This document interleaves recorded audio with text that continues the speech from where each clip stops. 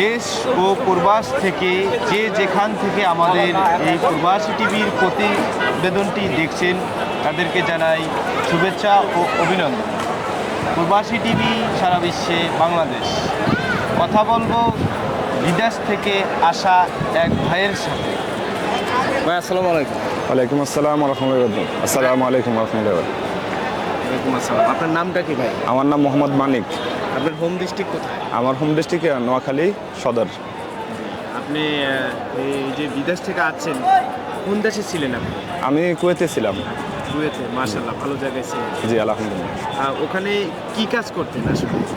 কুয়েতে আমি Kuwait কেওসি Kuwait oil কোম্পানিতে জব করি। কুয়েত অয়েল কোম্পানি থেকে? জি। তো এখন দেশে আছেন, আপনার ফিলটা কীরকম একটা যদি বলতেন।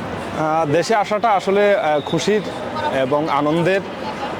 প্রবাসে অনেক কষ্ট ক্লান্তির পরে যখন দেশে আসি তখন মন থেকে অনেক আনন্দ অনুভূতি হয়, তো যা ভাষায় প্রকাশ করা যায় না।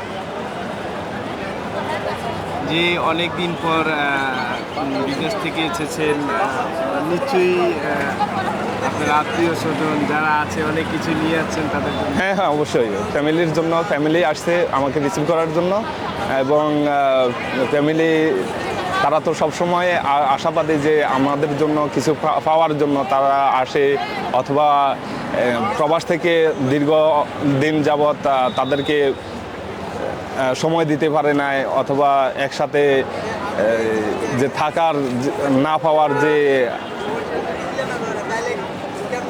পাওয়ার যে প্রাপ্তি, ওই প্রাপ্তিটা ওটা একদিনে পাওয়াটা, এইভাবে পাওয়াটা অনুভূতিটা অন্য। কুয়েতে যেতে হলে কি কি করণীয়? আপনি যে কুয়েতে গেছেন, কুয়েত সম্পর্কে যদি আমাদের একটু আইডিয়া দিতেন।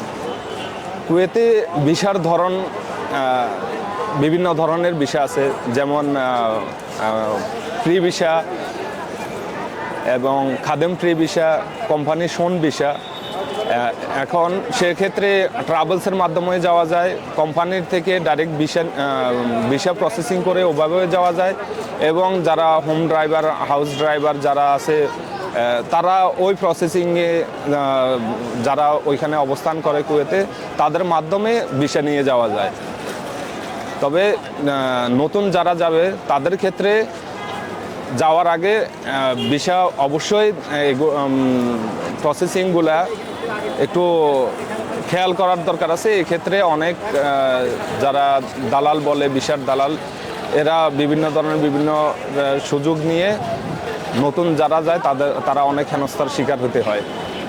আচ্ছা, আপনি যে বিদেশ থেকে আছেন, কোনো প্রকার এই যেমন বিভিন্ন সরঞ্জাম নিয়ে আছেন, কোনো প্রকার কোনো ধরনের কি হয়রানির শিকার হয়েছে? আগে আসার সময় ব্যাগেজ কাটা অথবা ব্যাগেজ নিয়ে একটা কাস্টমসে একটু হয়রানি হতো। এখন তুলনামূলকভাবে অনেকটা কম, এবং শুধু বেল্টে প্রসেসিংটা একটু লেট হয়, তাছাড়া এভরিথিং ওকে। আমি কুয়েতে গেছি 2015 সালে, আজ 10 বছর রানিং। এবং এর ভিতরে এর আগে আমি কোম্পানির আন্ডারে ছিলাম একটা ক্লিনার কোম্পানিতে। 2019 সালে আমি কুয়েত কেওসি কোম্পানিতে ট্রান্সফার হয়ে কেওসিতে গেছি। এখন প্রতি 2 মাস কুয়েতে থাকি, 1 মাস দেশে থাকি। আলহামদুলিল্লাহ। তো ধন্যবাদ ভাইকে, প্রবাসী টিভিকে সময় দেওয়ার জন্য এবং প্রবাসীদের নিয়ে বিস্তারিত বলার জন্য।